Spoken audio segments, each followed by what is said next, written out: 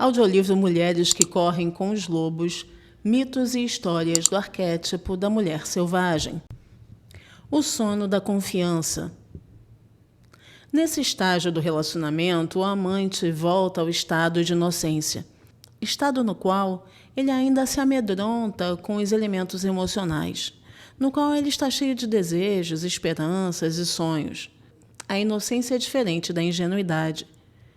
No interior existe um antigo ditado: a ignorância é não saber nada e ser atraído pelo bem. A inocência é saber tudo e, ainda assim, ser atraído pelo bem. Vejamos até onde chegamos.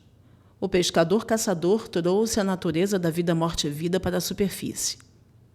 Contra sua própria vontade. Ele foi perseguido por ela, mas ele também conseguiu encará-la. Sentiu pena do seu estado emaranhado e a tocou. Tudo isso leva a uma participação plena. Tudo isso leva a uma transformação, ao amor. Embora a imagem do sono possa indicar o inconsciente, nesse caso ele simboliza a criação e a renovação. O sono é o símbolo do renascimento. Nos mitos da criação, as almas adormecem enquanto se realiza uma transformação de uma duração determinada. Pois no sono nós recriamos, nos renovamos. Sono que deslinda a meada, enredada das preocupações. O sono é o banho reparador do trabalho doloroso, o bálsamo das almas feridas, o segundo prato na mesa da grande natureza, o principal alimento do festim da vida. Shakespeare, Macbeth. Se tivéssemos a possibilidade de ver a pessoa viva, mais calejada, a mais cruel e impiedosa, durante o sono ou no instante em que acorda, veríamos essa pessoa por um momento como o espírito não conspurcado, a pura inocência. No sono, somos devolvidos mais uma vez a um estado de doçura. No sono, nos refazemos. Somos recriados de dentro para fora, novos em folha como inocentes. Esse estado de sábia inocência é alcançado quando descartamos o cinismo e as atitudes defensivas e voltamos a mergulhar no estado de deslumbramento que vemos na maioria dos seres humanos, que são muito jovens, e em muitos que são bem velhos. É a prática de se olhar com os olhos de um espírito sábio e amoroso, em vez de olhar com os do cão açoitado, da criatura acuada, da boca acima do estômago, do ser humano ferido e irritado. A inocência é um estado que se renova quando dormimos. Infelizmente, são muitos os que a deixam de lado, junto à colcha, ao acordar. Seria melhor se sempre trouxéssemos conosco uma inocência alerta e a apertássemos junto ao corpo para sentir seu calor. Embora a princípio a volta a esse estado possa exigir que eliminemos anos de pontos de vista desgastados, décadas de meticulosa construção de ramoradas desumanas. Uma vez que voltemos a ele, nunca mais precisaremos indagar por ele, escavar à sua procura. Voltar a uma inocência alerta não exige tanto esforço, como de mover um monte de tijolos de um lugar para o outro, mas sim que fiquemos parados, o tempo suficiente para que o espírito nos encontre. Disse que tudo o que procuramos também está à nossa procura, que se ficarmos bem quietos, o que procuramos nos encontrará. Ele está esperando por nós há muito tempo. Depois que ele aparecer, não devemos fugir. Descansemos. Vejamos o que acontece em seguida. É esse o jeito de se aproximar da natureza da morte. Não com astúcia e esperteza, mas com a confiança do espírito. O termo inocente é muitas vezes usado para indicar uma pessoa sem conhecimento, um simplório. No entanto, a origem da palavra significa inocente de dano ou de lesão. Em espanhol, a palavra inocente descreve uma pessoa que tenta não prejudicar o outro, mas que também é capaz de curar qualquer lesão ou dano causado a si mesma. Lá inocenta é com frequência o nome dado a uma curandeira, uma benzedeira, a que cura os outros de lesões ou danos. Ser inocente significa ser capaz de ver com nitidez qual é o problema e corrigi-lo. Essas são as poderosas imagens por trás da inocência. Ela é considerada não só uma atitude de evitar o dano aos outros ou ao próprio self, mas também a capacidade de curar e recuperar a si mesma e aos outros. Pense nisso, imagine as vantagens para todos os ciclos do amor. Através da imagem do sono inocente, o pescador confia o suficiente na natureza da vida morte-vida para repousar e se revitalizar na sua presença. Ele está entrando numa transição que o levará a um conhecimento mais profundo, a um estágio superior de maturidade. Quando os amantes entram nesse estado, eles estão se entregando às forças interiores, aquelas que possuem confiança, fé e o profundo poder da inocência. Nesse sono espiritual, o amante confia que as tarefas da sua alma serão realizadas por ele, que tudo será como deve ser. Ele dorme o sono dos sábios, em vez do sono dos prudentes. Existe uma prudência que é verdadeira quando o perigo está por perto, e uma prudência que não tem justificativa e que se origina de algum ferimento anterior. Essa última faz com que os homens ajam de modo irritadiço e desinteressado, mesmo quando eles sentem que gostariam de demonstrar carinho e afeto. As pessoas que têm medo de ser ludibriadas ou de entrar num beco sem saída, ou que não param de vociferar seus direitos de querer ser livre, são as que deixam o ouro escapar por entre os dedos.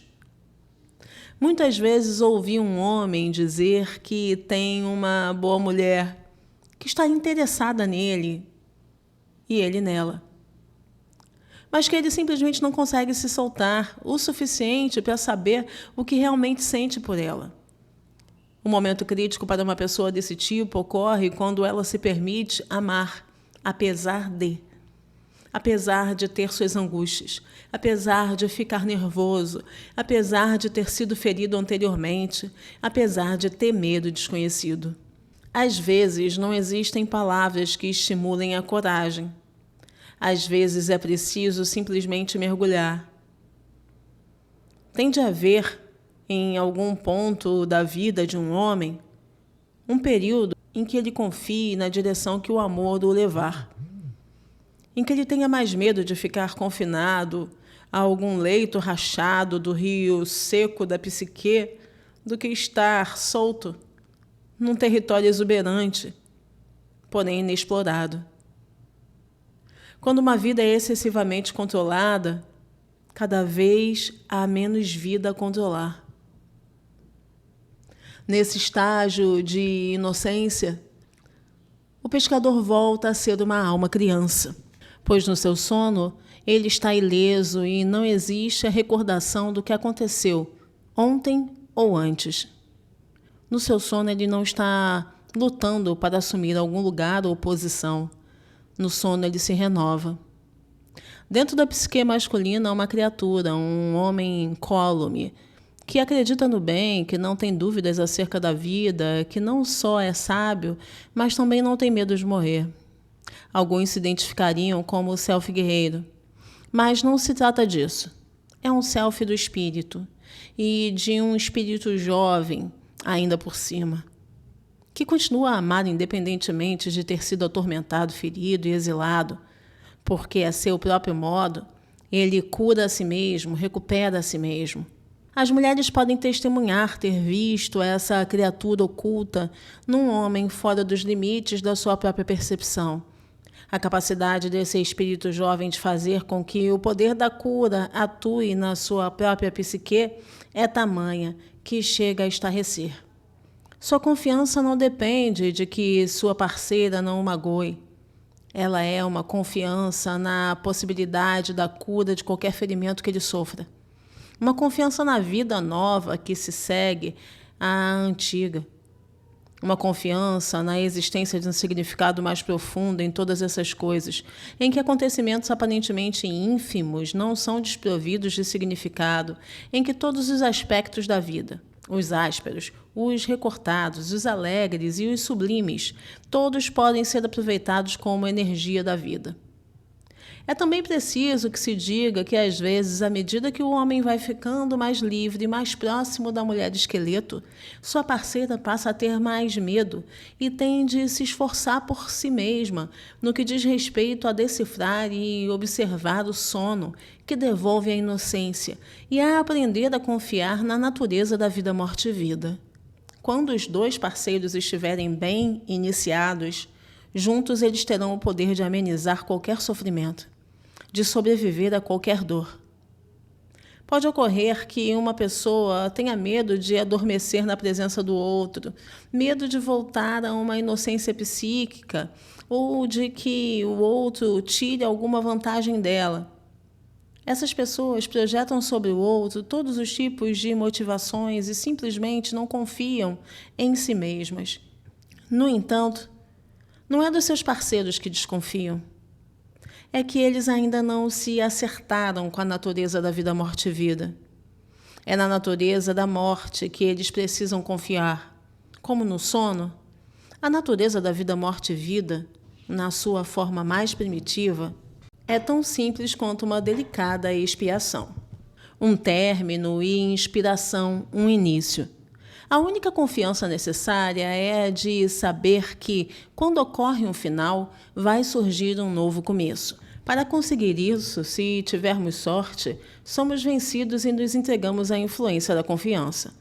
O método mais precipitado consiste em nos lançarmos num estado mental confiante, forçando-nos a eliminar todas as condições, todas as restrições.